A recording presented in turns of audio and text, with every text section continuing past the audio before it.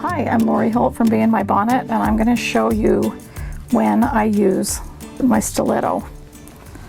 So for this I have like 2 flying geese that you can see there's a lot of seams. There's 3 layers of fabric there, and if you want to sew them together that ends up being 6 layers.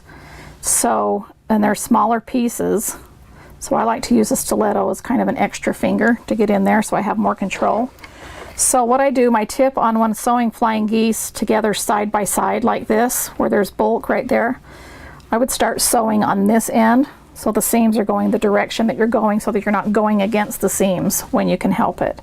So what I'm going to do is line these up, the sides right here, you can see these seams, and I'm going to put them under the machine. Use my angler 2 for the seam allowance, put my needle in, set it right. I like to put it in there and not just start first. I like to have my needle set in where it needs to go. And then I start sewing, and as I get under the machine, I can't, because this piece is smaller, I can't really get my fingers in there to guide the fabric where I want it to go.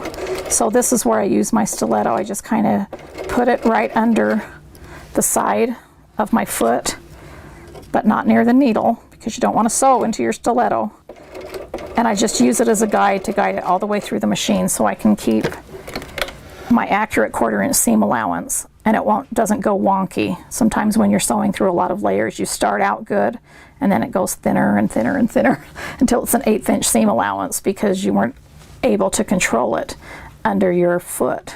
So if you can use this as an extra finger, you'll have better control. And so that's how I use my Clover Stiletto. Have a quilty kind of day.